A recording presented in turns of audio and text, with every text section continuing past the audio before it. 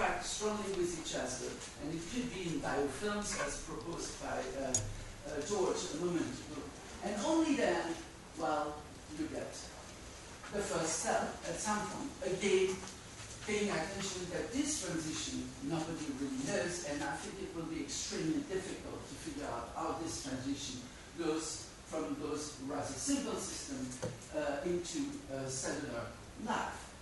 Now, amphiphile, and that's the good thing, you can find them everywhere. So, amphiphile, I'm not disagreeing in terms of title, these are interesting molecules. However, vesicles, I'll still speak about that in this talk. By the way, the interesting thing about our science is that it's almost a religion. We just published this paper with Peter Valder, and one of the reviewers said, it's a very comprehensive but agnostic vision of compartmentalization. So apparently I'm an atheist in science. It's the origin of life. But what I see here is basically the result of working 20 years with amphiphile, with RNA. And I can tell you, this is the only way to think about it. It's a complex system where some reaction will take place here and there, and then at some point evolve into networks that are even more complex, and at some point will give rise to living systems. But still, what are amphiphile? Well, amphiphile are the basis of what we call protocell. So protocell is basically a model, a chemical model. Interestingly, many people think when I present those slides, oh, you think those systems existed? No, I don't. What I think, those systems are allowing us to look at certain number of processes, and say, yes, they work, no, they don't work. So in a sense, it's a bit like theoretical modeling. Simply, we do it in water with chemicals. It's the same thing. So when we think about protocell, which is the goal and the reason why we think about vesicle replication, well, we also speak as chemists about minimal self-replicating chemical systems. But it's a long series of words, so I can use protocell here more easily. We think about systems that should limit the systemic and functional property of a living system at a lower level of complexity. What it means is that we want to create very simple chemical systems that are capable of self-maintenance, an emergent property of life. So basically, taking resources in the environment and maintaining oneself. Self-replication, which is another word to have offspring, so basically procreate. In this case, through growth and division, and evolution. So basically, evolution is never on one particular individual system, but it's about a population. If you have a population of self-assembled systems that are protocell, you are born to get different systems. And basically there, if you have a series of systems, you could start basically changing conditions and seeing which system gains. So this is evolution at a very simple level. Some people even think that it's not a Darwinian evolution. Now the problem we have, and two people talk about it, is what is life? Big question. So I mean, I don't want to go in the argument. I want just to say that if you do the work I do, you have to have what I would call basically a definition that defines your work. So basically, it's a working definition. And in our case, the working definition is to say, well, life has three main components. An information part that defines basically a metabolism, control it, and the whole thing should be confined somewhere, a continuum. Now, if you have that, and you let it interact with the fourth component of the system that is called the environment, well, indirectly, you are capable of, perhaps in the future, get a system that would have those emergent property of living system, due to the fact that all those components are interacting with each other. So, emergent property, for those who haven't, that's somebody that know what emergent property is or doesn't know what emergent property are. Everybody knows it? Yeah. Okay, you don't know, so that's simple. Emergent property are property that you see once you have a system, a complex network of reaction, that cannot be attributed to one component of the system by itself. So basically they are the result of the system being together and having all those molecules or components, as we call them, interacting with each other. Now the problem is, once you have this working definition, which might or might not be right, but it's yours, the question is, how do you approach the problem? And you have three different components, as I said it. So you can approach the problem just looking at each of the system by itself. This is good. It will tell you a lot about the system, the part of the system you're looking at. But you're missing those interactions, so clearly this is a problem. So you can go one step further using self-assembly and design systems that have two components. Again, here you can discover what are the interrelationship between those two components, how they influence each other. Sometimes you can discover new quality, new property to the system. But in fact, if you really want to achieve systems that have the potential for self-replication, self-maintenance, and evolvability, we believe that you have to have those three components together. And obviously, that leads to a little problem as a chemist. Our system has 31 molecules interacting with each other. That's already a conundrum. If you want to make a transcription system, as the biologists know it today, this is basically hundreds of molecules that start interacting with each other. It's quite difficult. So our approach is saying, well, basically we can create a system that is very simplified. But if we want to have an idea, a shot at seeing those emergent properties, it needs to have the three component, a molecule that basically play the role of the metabolism, the container, and the information at the same time. You'll see the question can be asked whether or not it works, and we have a few ideas how it works. Now, we have speaking about vesicle and everything, so I think it's important to speak about the implication for the design of a container that would be used for protocellular system formation. So the first things we have is it should be formed by self-assembling molecules. We'll come back to it, what it means. Just keep in mind self-assembly, the big word. And if you look at the original flag, you should have molecules that are easily synthesized, meaning that the chemistry that allowed those molecules to be made is possible in prebiotic environments with an S in red, because it's likely more than one. Then, when you make a compartment, obviously you have a boundary. So you are limiting yourself, or you are designing a specific volume that is different than the rest of the environment. So those boundaries should be semi-permeable to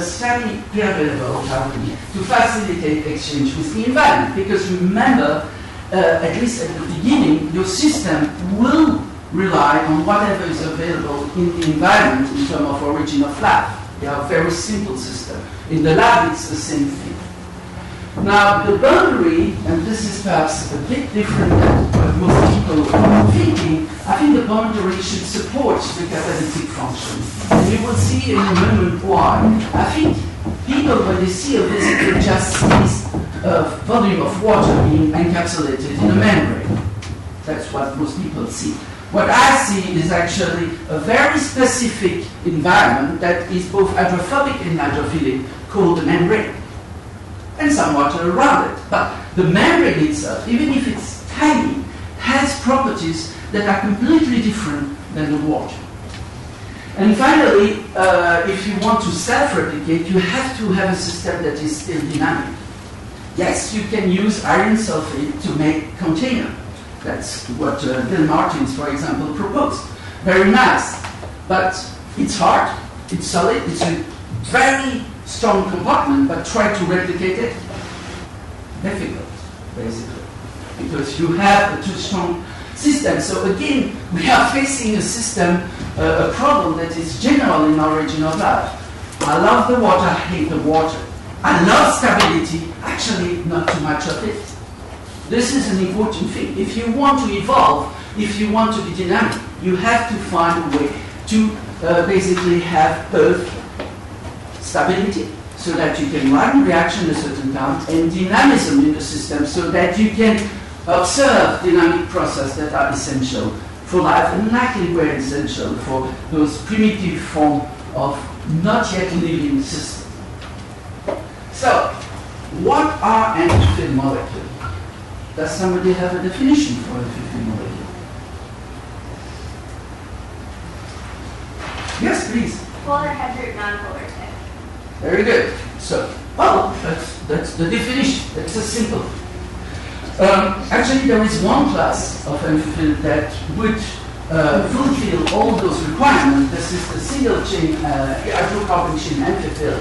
And as said by your colleague, basically an amphiphile comes from the Greek amphis and philia, which mean love of both. And these are molecules that have a moiety that love water and one which hates water. Schizophrenic molecules are around us. Another name, you can speak about surfactant. That's another way to define an amphiphile. Basically, in this case, what you are referring to is the fact that if you put amphiphile in a system that is heterogeneous, it will tend to aggregate on the surface. So surfactant.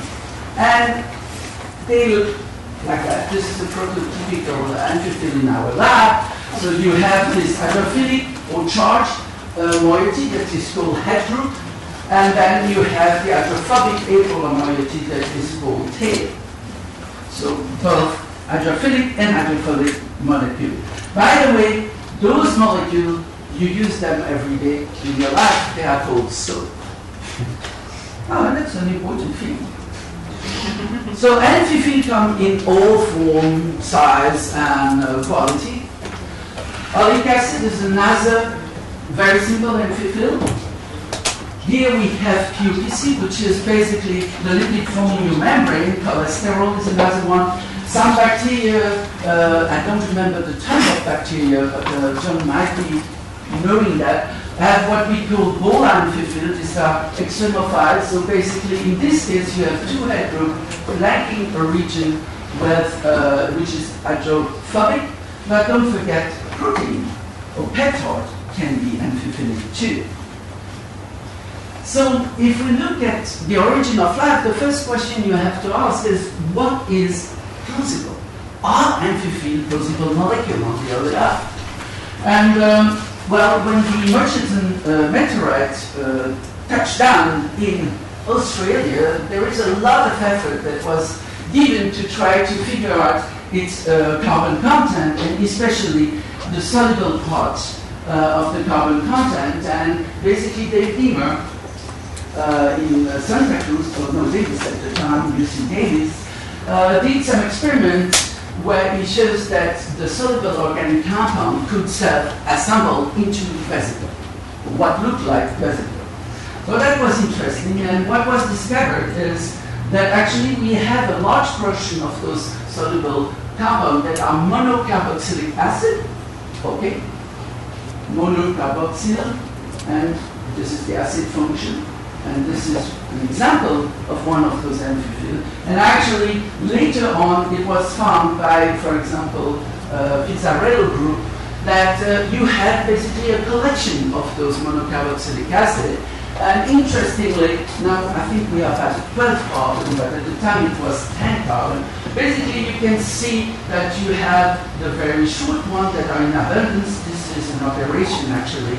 The formic acid is disappearing during the analytic treatment of the sample. But basically, you can see that it doesn't matter really. You have almost a constant concentration of those carboxylic acids going from 3 carbon to 10 carbon. So the idea was that because you have a lot of material coming from meteorite and perhaps also interstellar dust, basically it would represent a good source of compound of this type, and therefore we would be sure that we have an amphiphile at our disposal. on the early Earth. Actually, as Coody said it, I think it's more telling us that this chemistry is possible. And so basically, if it's possible for a meteorite, we can find ways to form those molecules abiologically. Now, the interesting thing is, why do I only speak about monocarboxylic acid, is the fact that thinking about evolutionary continuity, what we discovered is that the fatty acid, oh, I went too fast, sorry.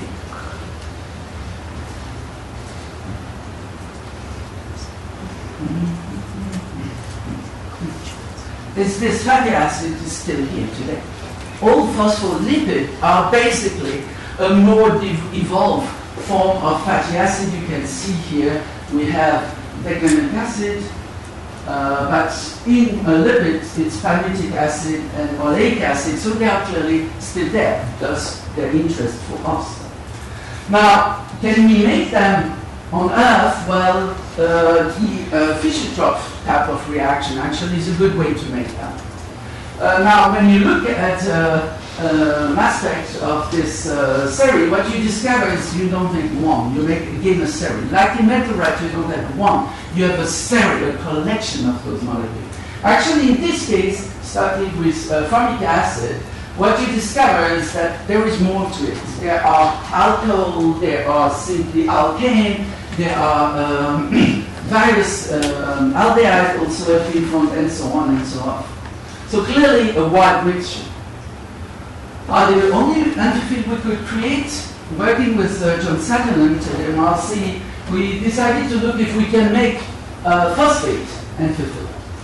And what we discovered is that first those phosphate amphiphile do form membrane at very low pH, and nothing happened in interesting pH.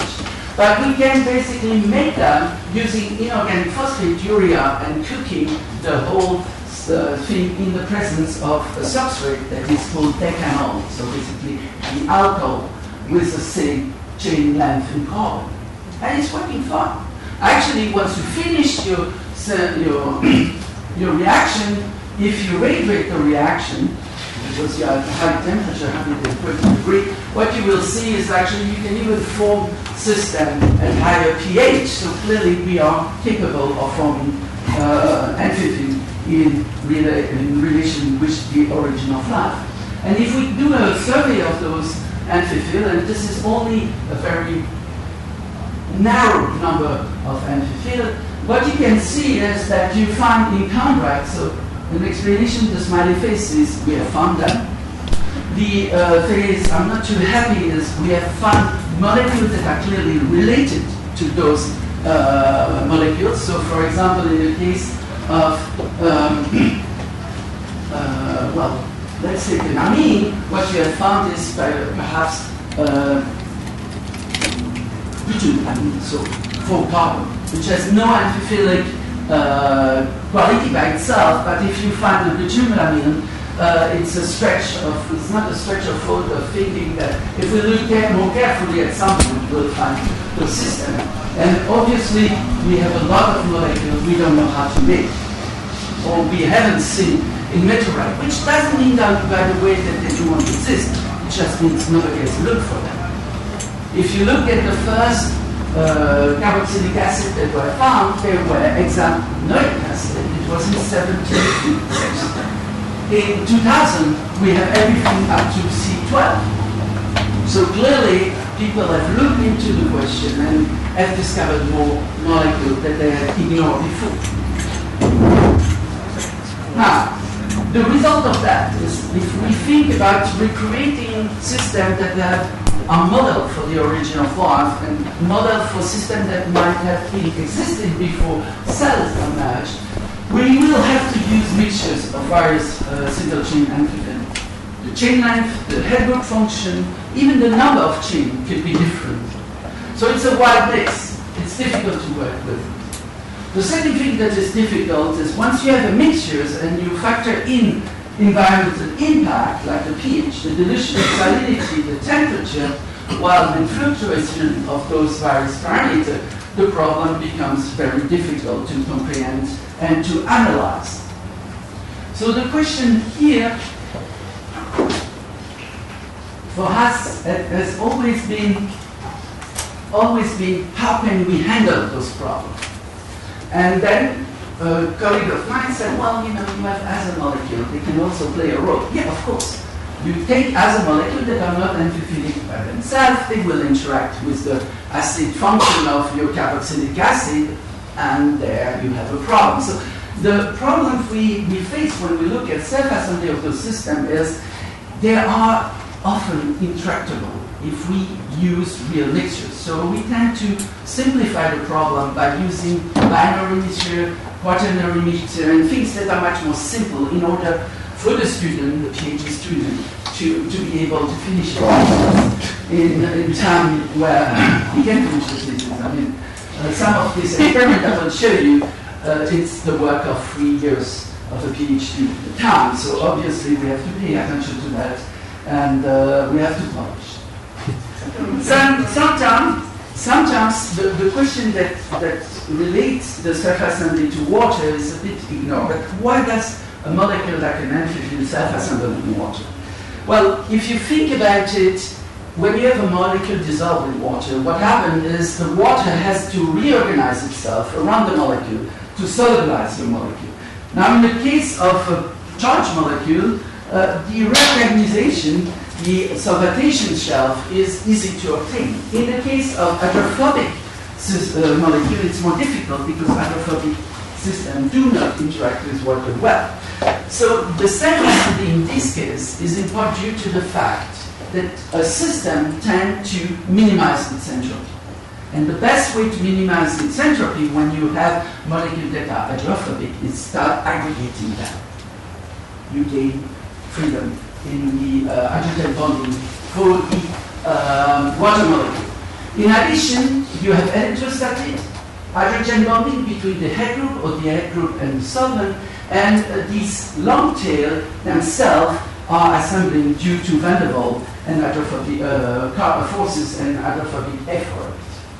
Now, that means that you have a direct dependence of the self-assembly on the type of function of the head group, the contrarian you use, the number and length of the hydrocarbon tail, and obviously, again, the environmental condition.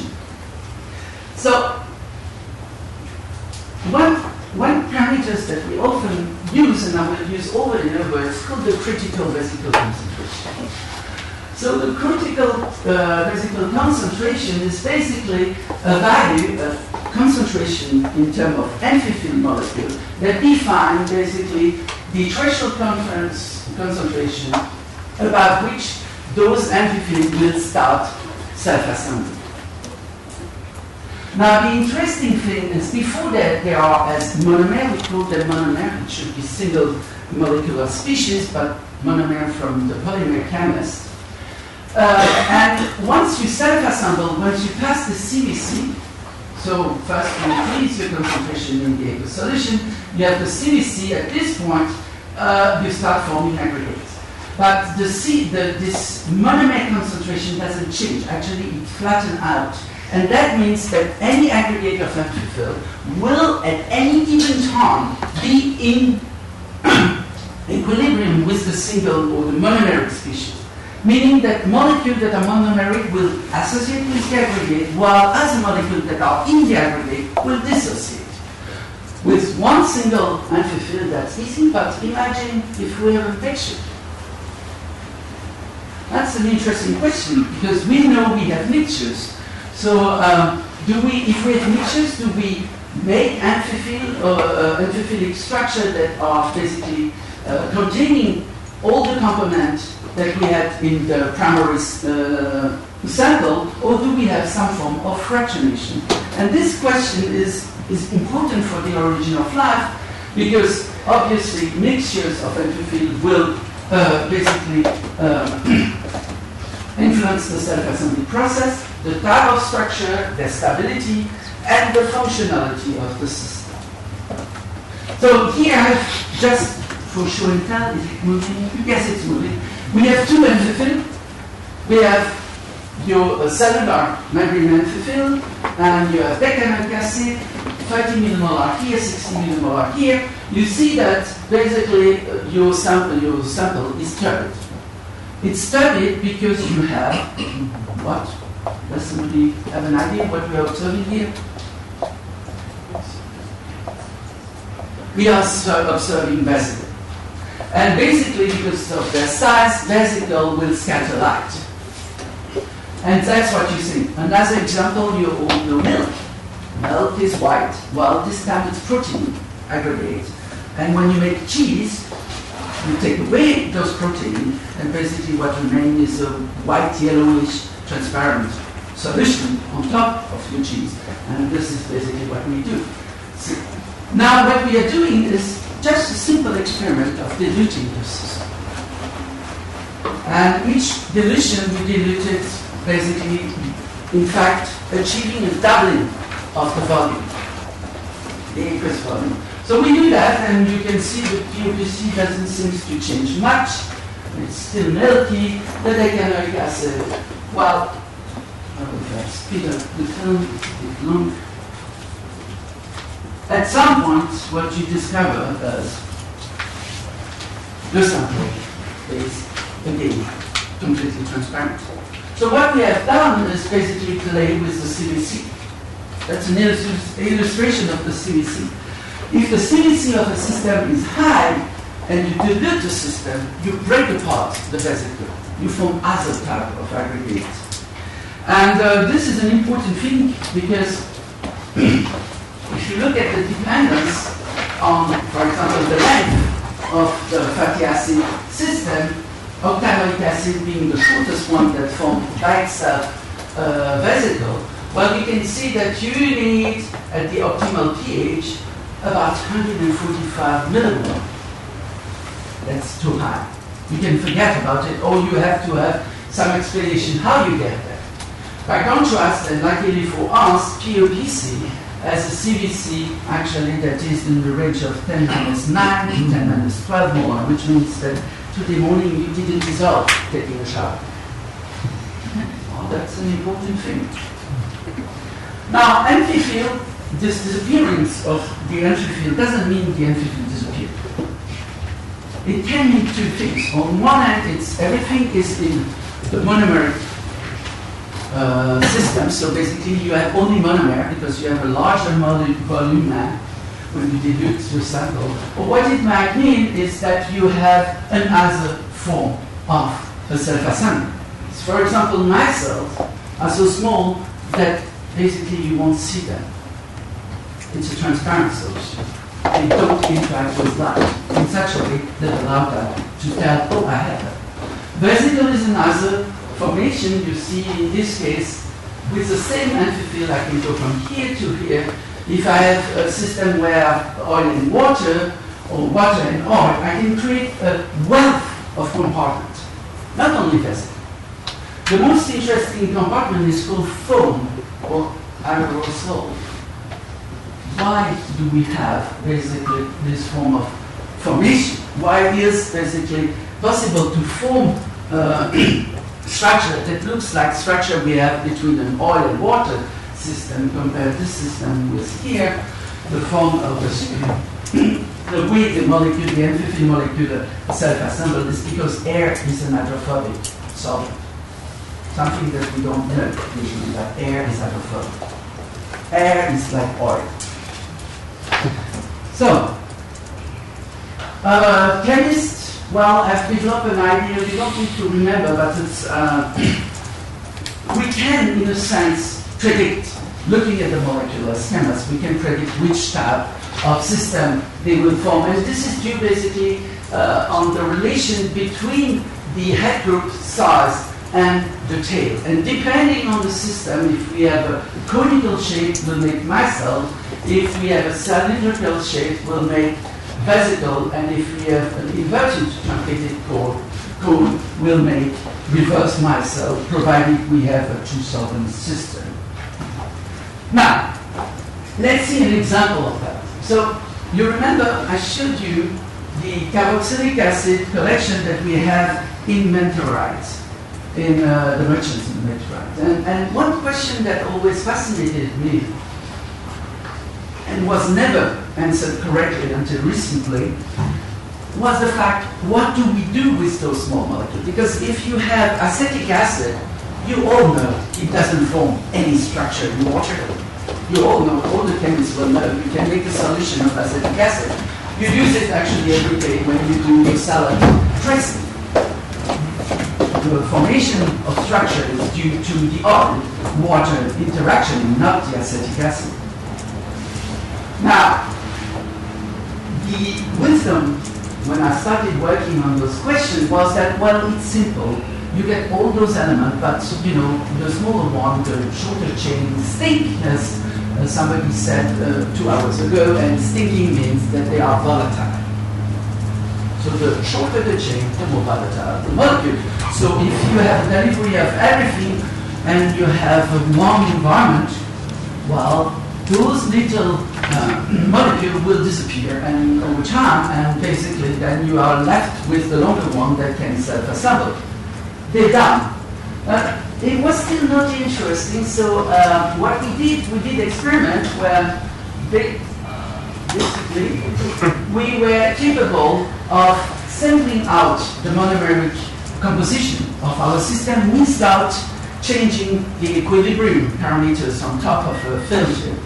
And with that, we were capable of looking at which molecule was concentrated in the monomeric phase and which molecule was concentrated above the filter, so basically indicating that's a molecule that participates to the formation of structure, here lipid. So we did some experiment with mixtures 7 to 10, mixtures 5 to 10, mixtures 4 to 10, so quite a difficult mixture to go in analogy, but it works. And what we discovered, which is very interesting, butanoic acid, C4, has no amphiphilic or surfactant activity. You can measure whatever you want, you can use whatever methodology you want to measure surfactant activity, it's almost zero. And when you add C4, C5, C6, which all are not amphiphilic per se at normal concentration for C6, what you discover looking at C10 is that basically its concentration increases above your filter tremendously. So what it means is that here we have a form of support of self-assembly by free molecules that are not really surfactant, but simply their presence in the system will change the parameter of self-assembly quite a bit. So this is something we always try to remember. I would say the take-home message of the CBC, because CBC, you will see that CMC, CAC, CBC, so M for mass cell, A for aggregate in general, B for bilayer. Those critical concentrations are important for our work and for the origin of love, because they describe an equilibrium between the amphiphilic and monomeric state and structures. If you have a CBC or CMC that is higher than 100 micromolar in general, you have to start thinking about dilution problems, because clearly you will face those problems. And in mixtures, well, it's not said that if you mix components, even components that do not have a CBC per se on that side, it's not said that the resulting CBC will be exactly the same as the one of the single component that you put in this mixture that does form a structure on its own. So, let's go to influence in the environmental in the environment on the self-assembly condition. So all those molecules I've showed you, with one or two exceptions, which are the alcohol, are basically charged and actually are as a protonable at high pH, in mean, or at low pH. Basically the alcohol, the sulfate, the sulfonate, the phosphate, the phosphonate are all acid. So basically, very early on, people realized that the pH was playing a good role in this self-assembly. Take the example of the carboxylic acid, it will protonate and be an acid. And actually what people have discovered is that depending on the pH of your solution, if it's above what we call the pKa, so basically the number that describes this equilibrium, you will have everybody, or most of the molecule as charged molecule, and this leads to the formation of micelle. If the pH is close to the pK, or slightly above it, you will have an equilibrium between both protonated and deprotonated form, and you form vesicle. And if you have a pH that is lower than the pK, basically you will have an oil, and oil, well, in water, phase separate.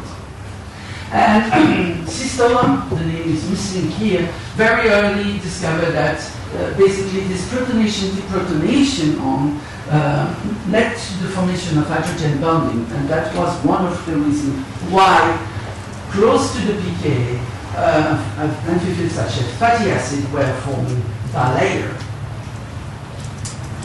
This is the observation on the microscope. Micelles are too small, you don't see anything, but you get your pH down and you will discover that you form vesicle, you get the pH further down and you have oil droplets. Now, interestingly, the pKa of an acid is what? The chemist can tell you that very easily. What would you expect for an acid, a normal acid as a pKa? 5. 5, around 5 actually. Acetic acid is 4.75, and you would expect that. Well, in this case, the pKa, measured pKa, are 6.3, 7.1, 7.5, 8, 8.6, 8.8. So clearly, way above the expected pH. And this is what we call the apparent pKa, because it is due to the self-assembly process. If you try to dilute those fatty acids to the infinite, you will get back to a pH that is around 4.8. And for a chemist, it's logical, but I won't go into this explanation today. Now, the interesting thing about mixture is actually mixture allows you to play with the stability of your vesicle, considering pH. If you take carboxylic acid, alone decanoic acid, you see we have a very short pH range. But add an alcohol chain to it, the acyl alcohol, then your range goes up to pH 11. Or add a polyol, the range is also going up to 11. Do that with decyl sulfate and decanoic acid, your vesicles are stable down to pH 2.5. So clearly mixtures are good. What about self-assembly sodium chloride concentration in seawater? Here magnesium or calcium, you can use both. We can clearly see precipitation. By the way, this precipitation, you see it every day on your washing machine, the oil of your washing machine. This white stuff that you see is calcium, so it's calcium. So this is this precipitation you see.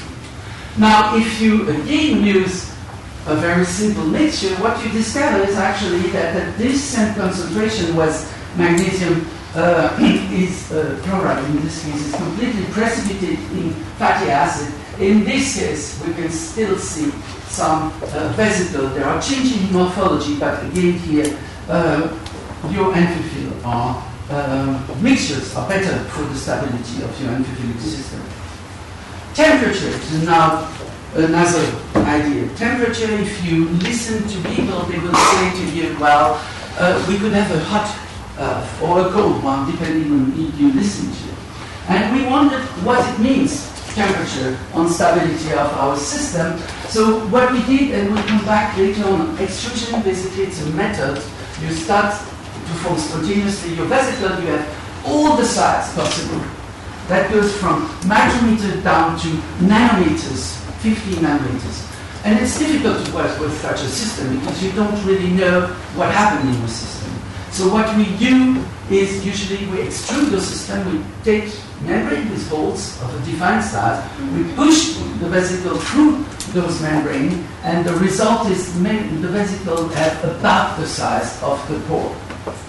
So that allowed us to make something you don't see anything because they are too small to be seen.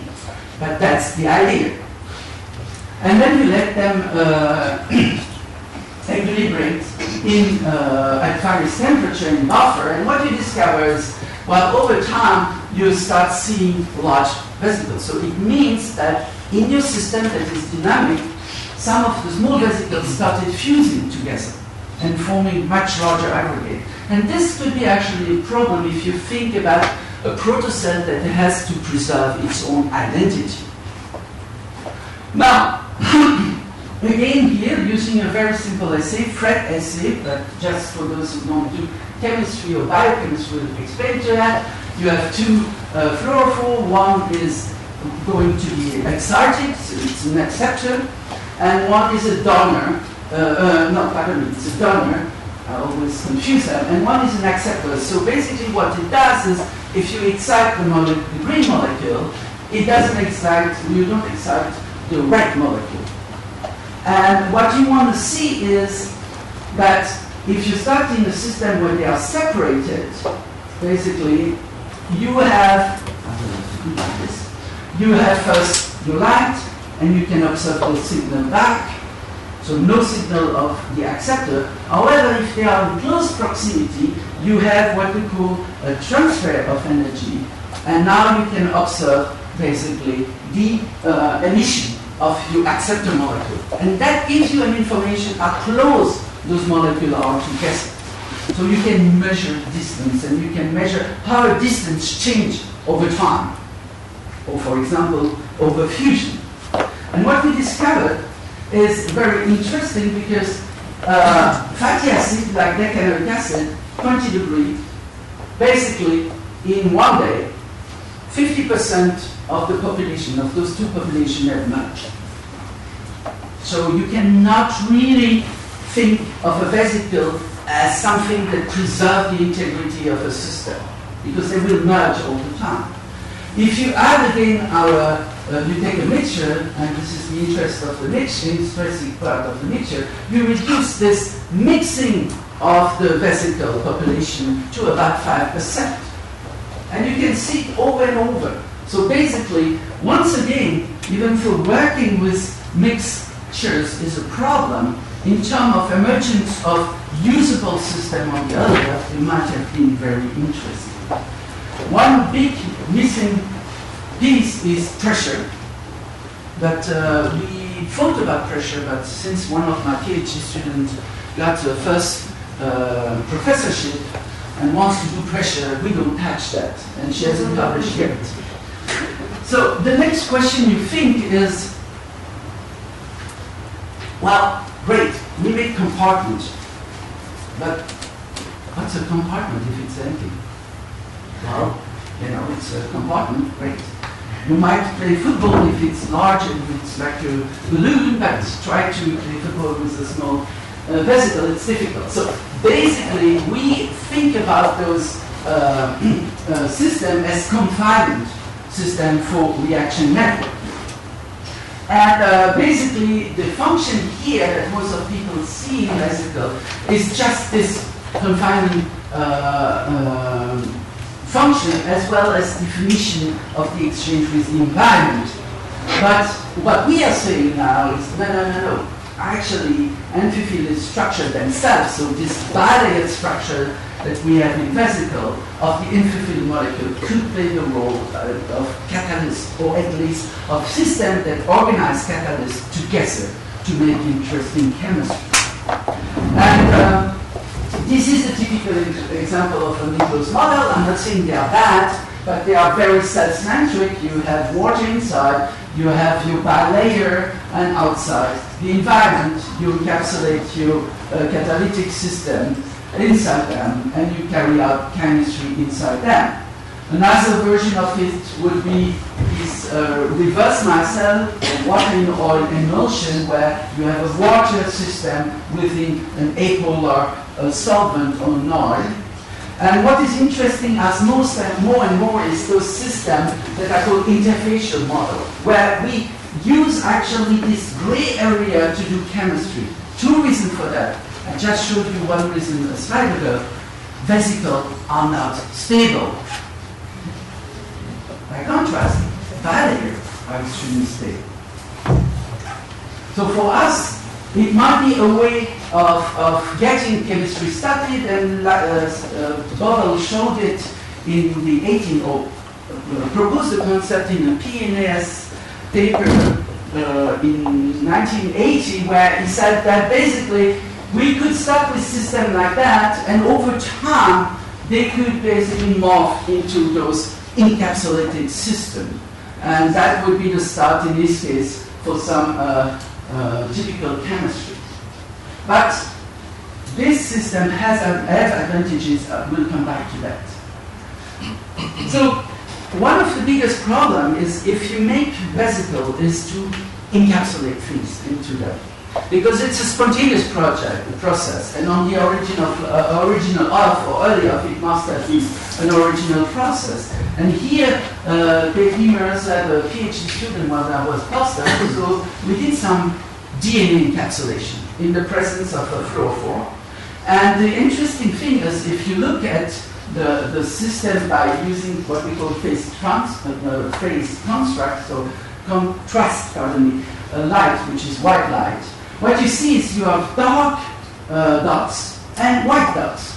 Two populations, and clearly differentiated, because what the phase construct is telling you, the viscosity of the phase is so large that the light doesn't penetrate, or does it in a different way than it does in empty system. Now, if you turn on the light to fluorescence, because we have this fluorophore, you can discover that actually those dark systems are all very fluorescent. So it means that those systems contain DNA. The other one contain nothing. This means that if you use this approach, you always will have a number of systems that are, so to speak, non-functional. Another approach is obviously using those surface chemistry. The reason we like to use it is it visible? Well, it's basically here, if you can see it, I hope it, but what you have is a dye that we added afterwards. It's an hydrophobic dye, and basically without doing anything, every single membrane has dye in it, and we can observe the membrane through the fluorescence of this dye. And on the other picture, you could see some systems that are more evident. This is basically the fluorescence of a ruthenium complex, a metal complex that is basically fluorescent by itself. It's intrinsic fluorescence, and in this case, the interaction is only through electrostatic. So clearly, having the surface, having the barrier itself as a way to do chemistry is interesting, because in certain cases you get a much better coverage with functional molecule of your container. Now, the other question would be, well, what happens if we encapsulate things?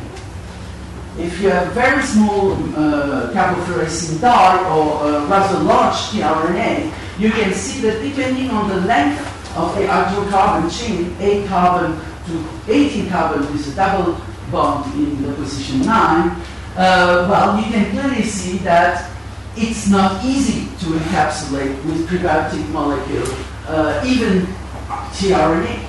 Moreover, if you expose some of the system to temperature, you will see that carbofluorescence very easily diffuse out of the system. And this is important because it means if your chemistry inside your vesicle, inside what we call the aqueous lumen, is based on very small molecule, you have to do the chemistry rapidly because otherwise you will lose all your catalytic activity.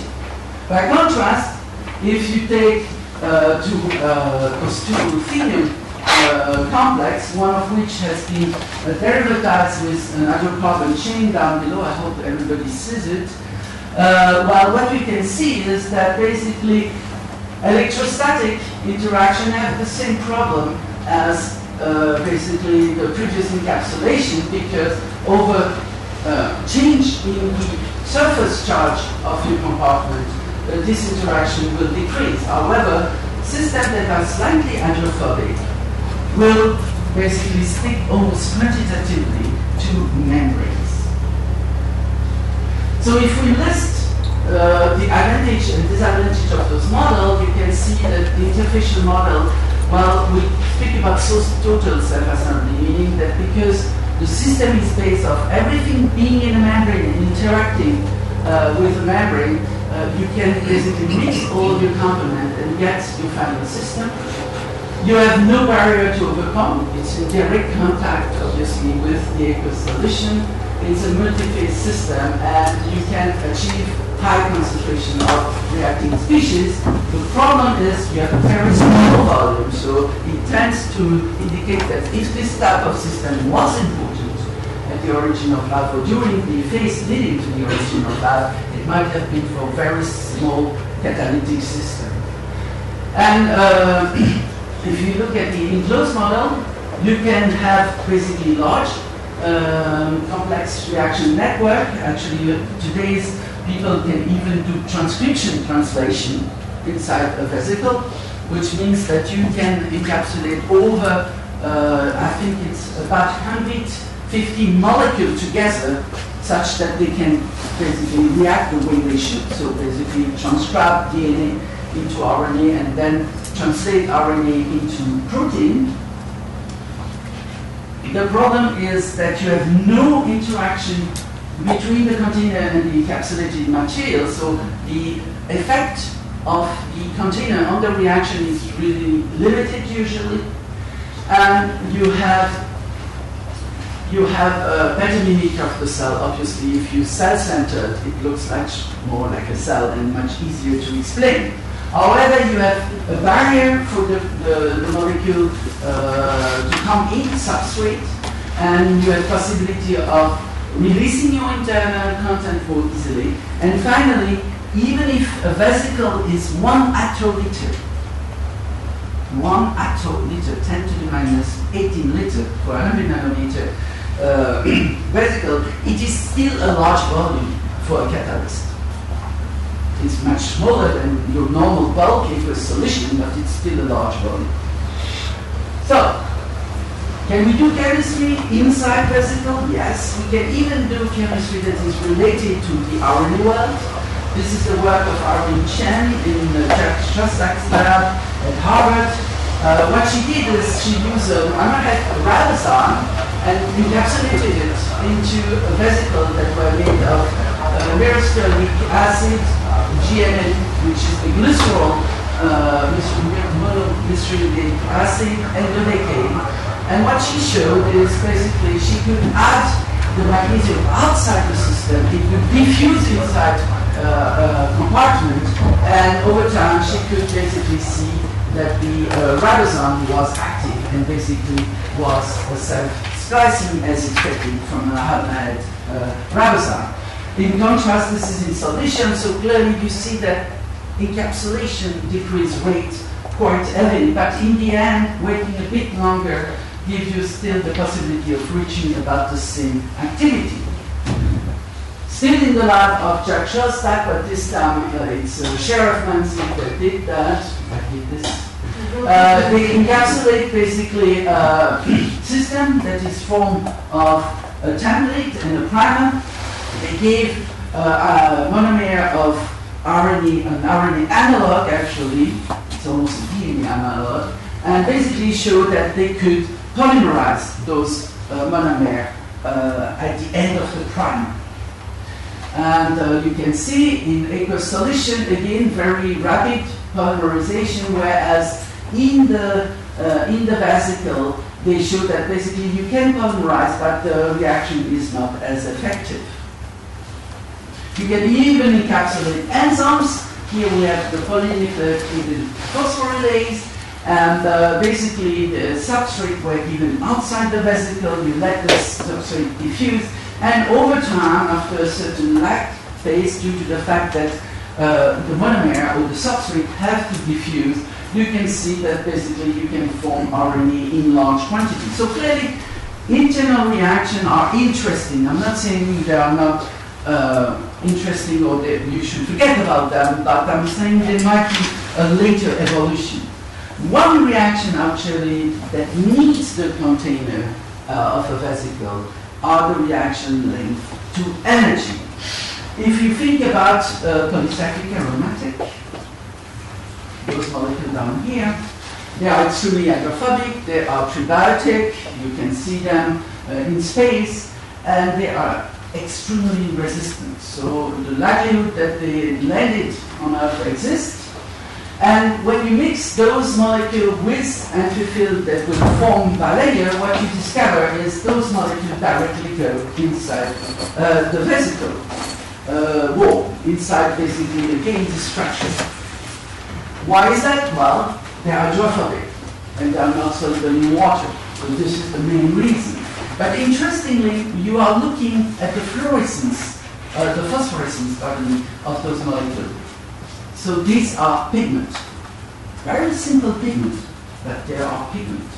So the question you ask is, looking at some of them, so benzyl, the smallest, heterocycle, there is only one that I know of, the other one are not stable enough in interstellar matter, but you can see 3 rings, 5 rings, 6 rings, 30 rings, basically it's incredible. You can form tremendously complex structure, and actually in this case, this is an organically, a molecule that are formed by organic chemistry. They had to add basically those capital group to solubilize the pHs in an organic media. I think it was at the time chloroform, and it's telling you that basically those molecule makes the most part of the carbon content of meteorite, but most of them will be not usable on Earth because they are simply not soluble.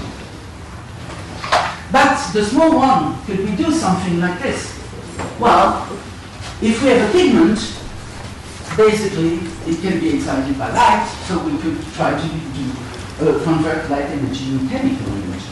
Create gradient, hydrogen, proton gradient, or even or electron gradient. So we look only at the electron gradient with the idea that we have an electron donor outside. We have one of the 2 molecules inside the bilayer, and inside the aqueous lumen of our vesicle, we have an acceptor.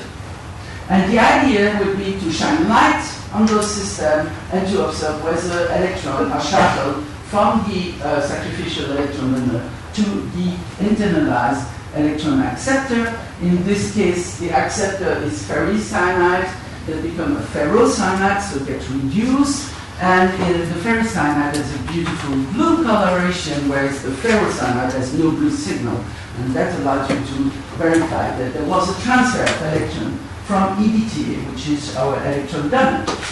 And basically what happened, you excite your pH with light, which is around 362 in this case, and you get an excited state that give an electron to the ions complex, and you get radical cation of the pHs that is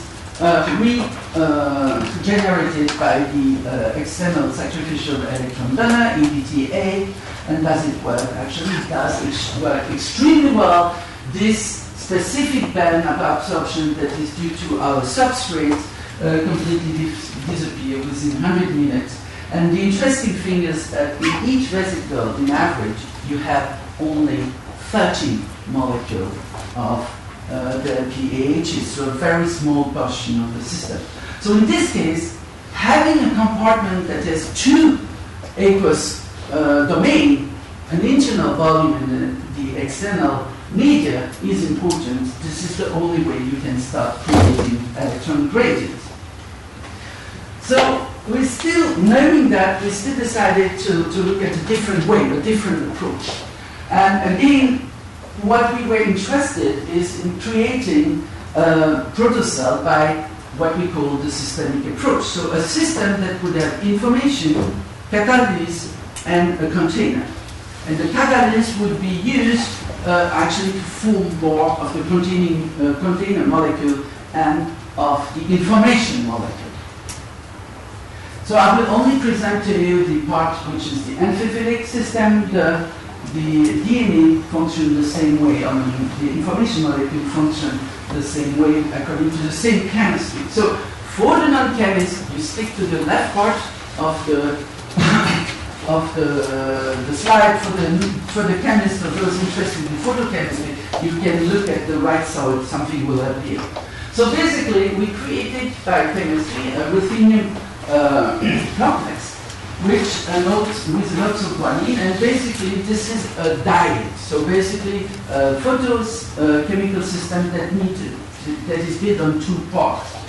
When you excite this diet, you are going to create what we call an MLCT, which is ruthenium, where one of the electrons of the metal center has been linked to one, has been, so to speak, given to one of the ligands. And the interesting part with this system is that the MLCT is not capable of doing the chemistry we're interested in. Why? Because we want to introduce the information in the system. And we can introduce information by having an electron donor here that basically transforms this primary excited state into a secondary functional excited state. And this is great because then this system can transform our substrate into an amphiphile molecule. So in a sense, it's not perceived from the molecule prebiotic, but it's just a model to understand those protocells and what it means to have an approach that is, so to speak, systemic. So information, quick diversion. I already see, how many of you are biologists? None. There is one there. Oh, a few. So information biology is usually DNA. That's information. It's replicable information, what we would like to have at some point. But in chemistry, information has 5 levels of information. You have the composite, the atomic composition. That's an information. It's a form of information. Then you have the bond composition. Butene, isobutane have the same basic atomic composition, but chemically speaking, a different type of information. Then you have the configurational information, whether you have an S or an R, so how the various ligands are organized around the central carbon atom here. And you have also what we call functional information. Oxoguanine, which is a derivative of guanine, has a different oxidation potential than guanine itself. And finally, we have the biological information based on the encoding of protein in a DNA system.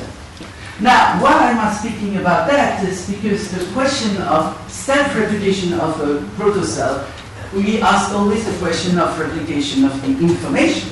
This is one part of the system we have to replicate if we want to really ensure continuity of functional systems. So an original system gives to its daughter system or offspring system the same makeup. And the question we can ask is what is necessary and sufficient in a chemical system to get information replication. And the second thing is, well, no, that's something different. We'll pass that. So, for example, when we use this oxoguanine as an electron donor, an idea that we have in the back of our mind is to put it on DNA as one of the nucleobases. DNA is an electron transferring molecule. It's a conducting polymer, and actually that could be interesting, but this is more for us a way to create a system than something that would be prebiotic. So, is chemical information sufficient? Well, the answer is yes. If you have this molecule, you gave the precursor amphiphile, you have at first nothing in your system, and you wait long enough, you shine light on the system, you will form more and more amphiphile, and they will spontaneously self-assemble into vesicles because the condition has been chosen so that vesicles appear.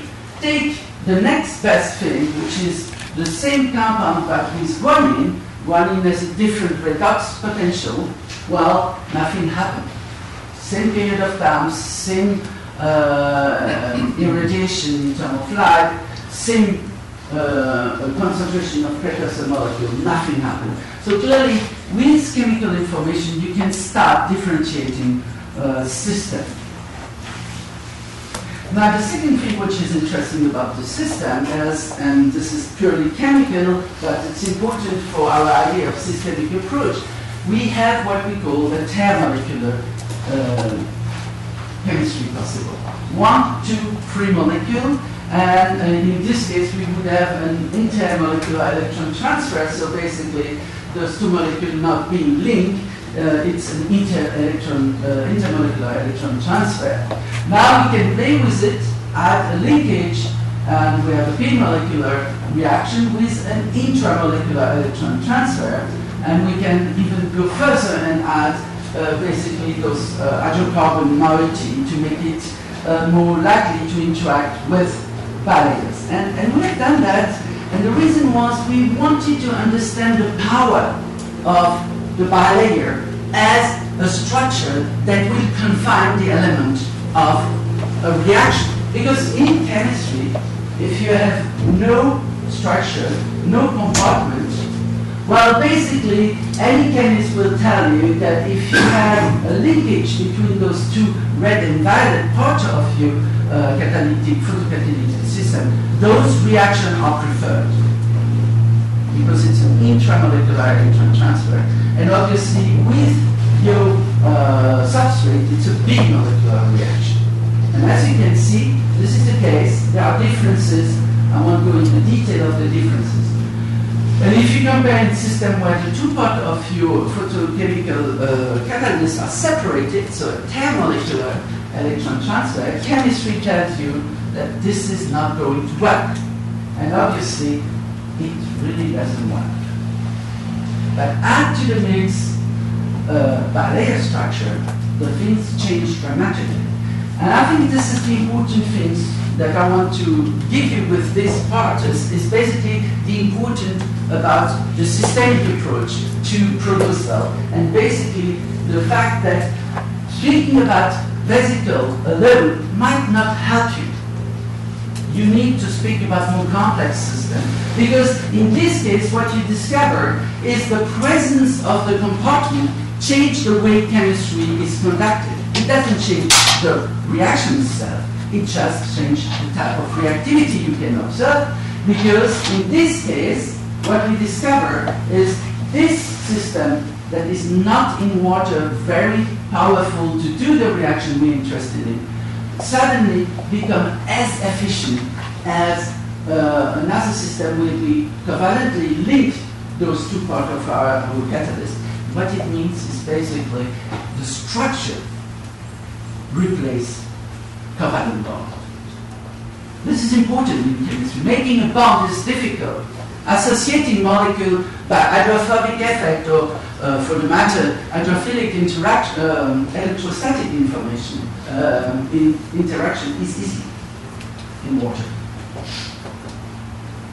So, self-replication. We're coming to an end almost. Self-replication, I took Google, no, Wikipedia, because perhaps I was a bit lazy that day, but I was looking for this time something people agree upon more than usually on what I do, and the idea was to look at what self-replication.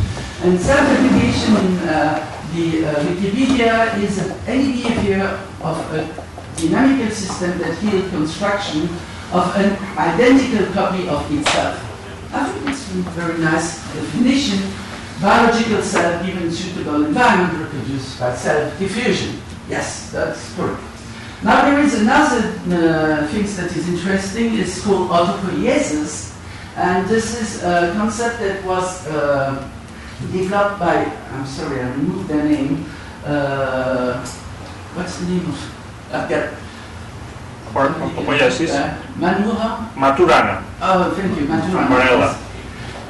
In Chile, and basically the idea was to describe a system that is basically self-replicating. And what I found really fascinating is this comparison. So again, they say autopoiesis was originally presented as a system description that was set to define, explain the nature of the system and the idea of the self-replication using external flow of molecule and energy. But then they make this very interesting and fascinating for me comparison. They say an autopoietic system is to be contrasted with an allopoietic system. And they take this example of a car factory, saying, well, a car factory, this is not an autopoietic system, but if you consider the car factory and the rest around it, well, maybe you get to an autopoietic system. With that, I wanted to remind you that everything I tell you is to be taken with a grain of salt, because definition will vary. Now, so indeed what we're interested in self-replication.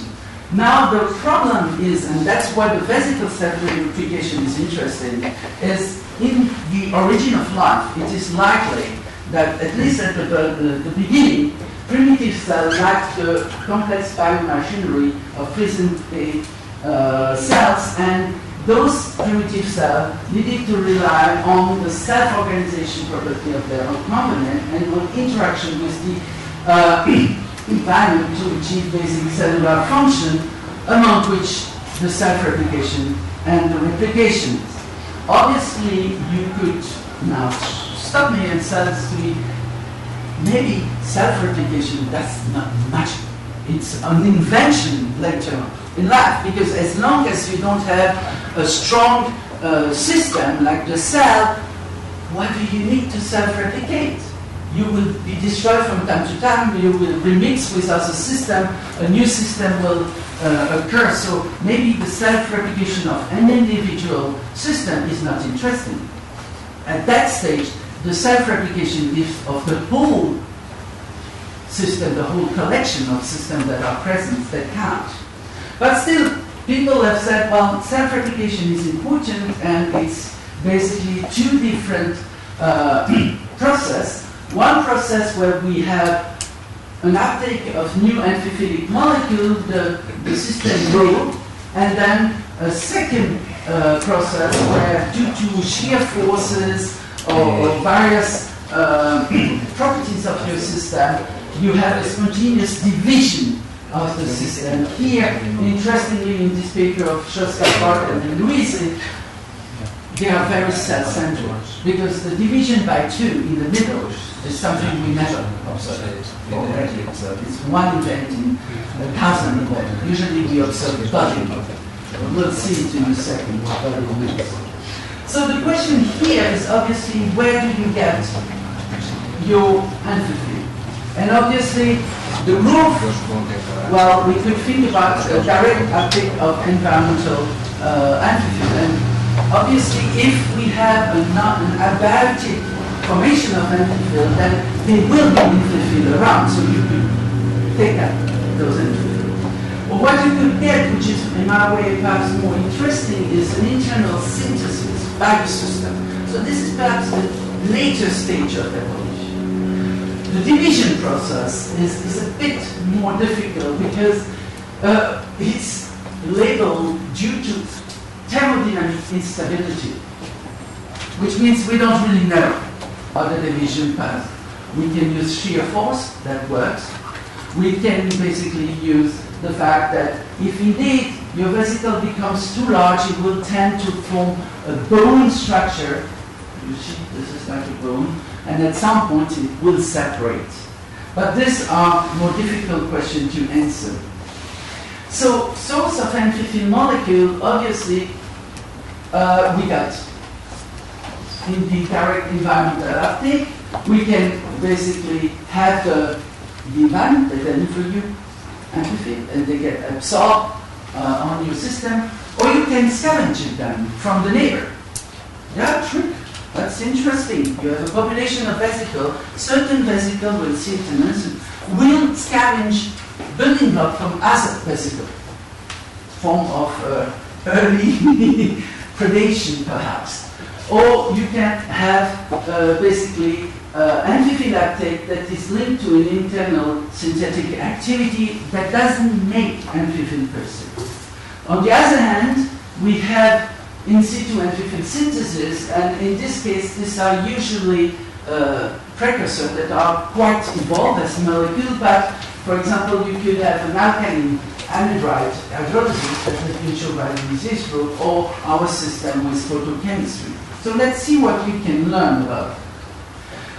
If you look at the direct environmental impact, which might be an early mechanism, what you want, you have preformed systems, you want to add resources, and then you want those systems to grow, not those mast cells to make new vesicles. And remember one thing, we have a dependence on the type of structure that is linked to pH. So if you chose this route, you need to buffer your system like hell. And that has question mark in terms of origin of life. But you can do that. Here, Louis's group in the early 2000s used PMPC vesicle. They added, and I don't know if you see it, they added ferritin inside them, so as to have really dark spots that they could observe by microscopy and be able to say whether the vesicle had grown from an original vesicle or was a de novo vesicle, because a de novo vesicle wouldn't have any ferritin inside. So you would say, okay, it's empty, and you can see some of them here and here have no ferritin inside. So we know they didn't grow out of another vesicle. They grew de novo. And what they did is they added oleic acid, 5 millimolar, and for example, follow with electron microscopy or with DLS, and they were capable of showing, this is in black our starting population.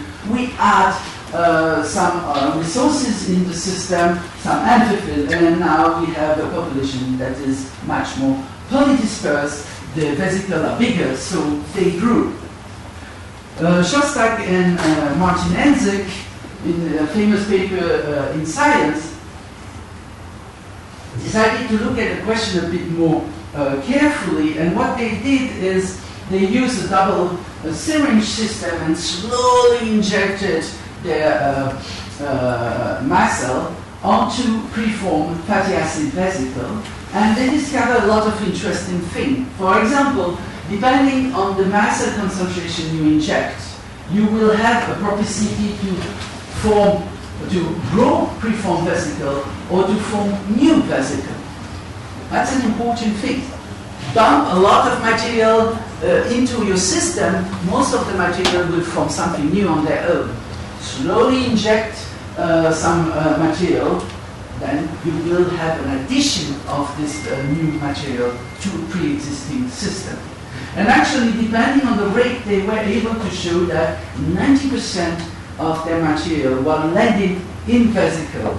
And when I say 90% is compared to what they would expect in terms of growth of the surface area, if 100% of the material was landing in preformed vesicle. So it's quite good. Now, Irene Chin continued this work, and she asked a very interesting question. Well, it's great. How can we select spontaneously in a population of vesicles? And the question was pertinent in many levels, because if you have a new precursor molecule or even fatty acid given to a system, any vesicle in the system might take over some of this material, even systems that are basically no functionality. So how do we select in this system? Does it is a form of selectivity within the system existing? And the idea was, well, if a vesicle is very proficient at making things in solid, it will be in osmotic, high osmotic system compared to the external media. If you have another system that doesn't work that well, it will be in isotonic relationship with the media. So if you put both together, what does happen? And what she discovered is actually that the hypertonic vesicle tended to basically scavenge material from the other type of vesicle. So basically she was able, in principle, to link internal content, through osmotic in this case, to basically the propensity of the system to grow by eating away the neighbor. Adamana did the next set of experiment where she said, well, that's good. You did that with using salt and osmotic. I want to do it using a real reaction. And what she did, she used this dipeptide, which is a certain histidine, to make basically a diamond peptide that is very hydrophobic, with the idea that the product would insert into the biostructure. And what she discovered is actually then if she has the population made of empty vesicle, population that is capable of doing this reaction, the population or the vesicles that were able to do the reaction were basically capable of profiting from the resource more efficiently. So we almost done. Division. Division difficult. So there are two ways of doing division.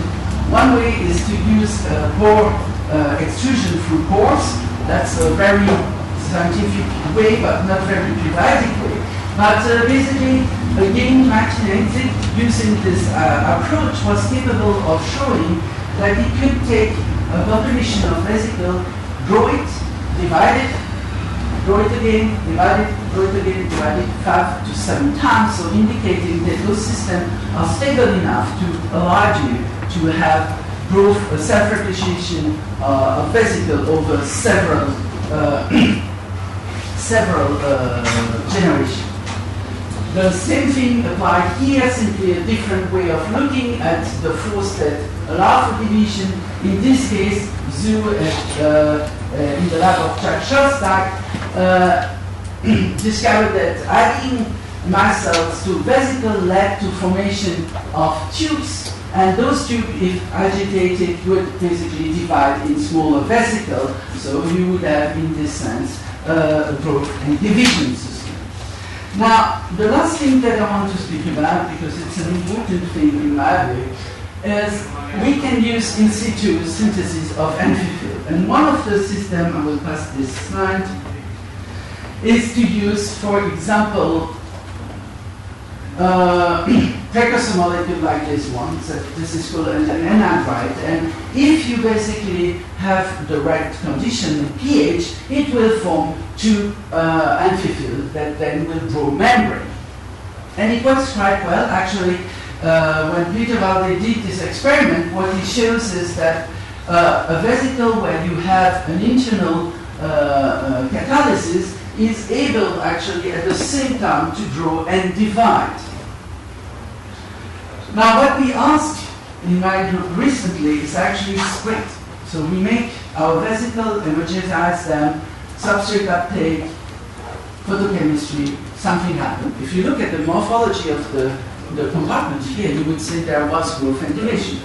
But our problem, that has been a problem for a long time for us, was how can we tell whether this is a new vesicle that is functional, or this is we are only forming unfunctional systems. So basically, in such a simple system, can we transmit the catalytic activity of the original system to a new system? So what we did is we took the same system, put it on beads, also microsphere, glass microsphere, and then ask the question, if we make more membrane, do we get to the point where those membranes separate from the surface and form their own new, so to speak, protocell? And are those protocells functional? Because now we have a very heavy original system and a very light one, so using centrifugation is an easy way to separate the two populations and test them.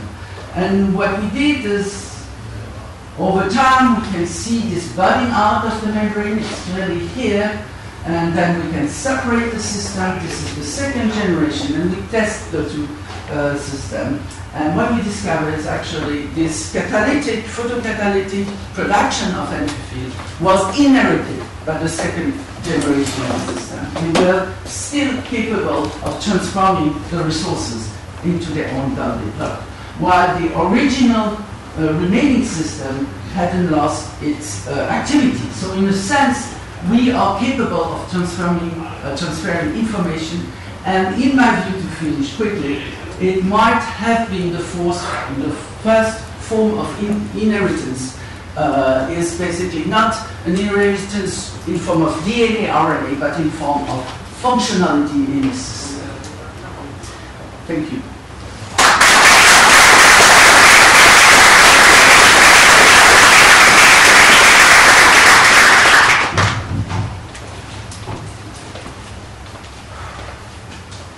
Question?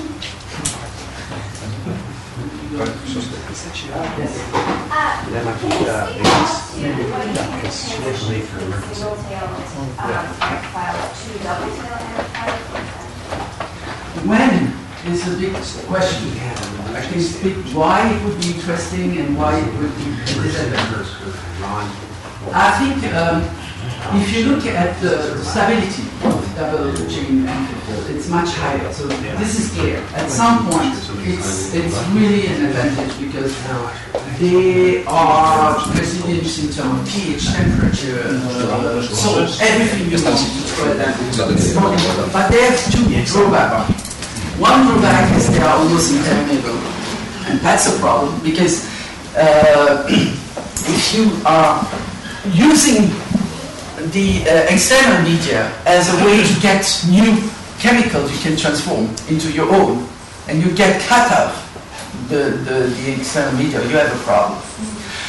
So in a sense, that gives you an information about when that should occur, because it should occur at a moment where your system is so evolved that it is capable, even in a very primitive way, to basically promote exchange with the external media using carrier molecule or things like that.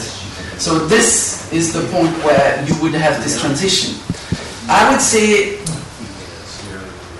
in between you will have a lot of system, but clearly this is when I see the transition. It's when you are capable of yourself deciding how the exchange are. So that means very likely you're capable of making protein or small peptide repetitively. So it means encoding is already present somewhere in your machinery. That's a question. Yeah. 3.8 years ago and billion years ago. So, what do you think was more probable to happen, or to be formed reactions like this, or vesicle formation? In what kind of environment do you think was more probable this kind of so there you're asking a big question. Hydrothermal vents, or maybe in a super in the surface? Look, the answer is again a chemical answer and not a timeline, because I'm incapable of giving you a timeline. I'm obliged to believe other people. But if you look at the way self-assembling molecules like single chain amphiphile work in high salt, high temperature, and basically those parameters, if you study those parameters, you will see that basically they are not consistent, or they are not compatible with really those high temperature, high salt, and things like that. So clearly what I would say is I'm still, and there Nicolas Glass, but he left the room, I'm still thinking that water, well, we need it, should be more a sweet water type of system for those very early systems. And then 3.8 billion years ago, according to, I think it's Moses, you might have already some bacteria, so we are already done. Yeah. That's a good question. I think nobody can really answer, and it's a fascinating question. Is how does it work? I mean, if you think about the timeline, so how long from we can form those systems that go to life, till we have life? How long is this period? And I think I've seen a lot of explanation. The one which I love the more is to say, we have those repetitive chemistry that George presented today morning, and I would have presented the same thing for vesicle, basically. And that lasted for perhaps 100 million years. 2, 3. Then, on a very short period of time, I think the thing crystallized, and you get the first living system. Now, other people will say, no, that's wrong. You have a gradual increase in complexity. The problem I have is with this idea is old chemical system I know that are beyond just making small molecules are not that robust. And if you have a system that is not that robust to say, oh, it will take 100 million to develop it slowly, stepwise, then something is wrong in your thinking. So I'm thinking it's more essay, and then suddenly everything is correct and it goes in a few. And it wouldn't be completely incompatible with life. We have seen that many times. Each time while you have a big extinction event, then within a few million years, life has taken over again. Of course, it's living system, and we had non-living system, but I think it's the same thing that happened at that point. And what would you think about an Olympic environment inside the rocks, for example, on the subsurface, within the pores and the fissures of the rocks? I think it's not a problem. As I showed it at the beginning, there is a place where the rock is important. A, for catalysis, and B, as long as you don't have enough of those compounds that can form structure on their own, you need the rock. The beads, I didn't say that because it's a detail, but if you take the CBC of decanoic acid, without beads it's 10, with beads it's 0.4 millimolar. So you got advantage on being on the rock. You got disadvantages. How do you get released from the rock? That's another question. But you got also a number of advantages. So again, given a certain evolution, I think you will find time where the rock is important. It's essential. Without it, it doesn't work. And then you have a new phase, and you need to be out of the rock. Any other question? Thank you.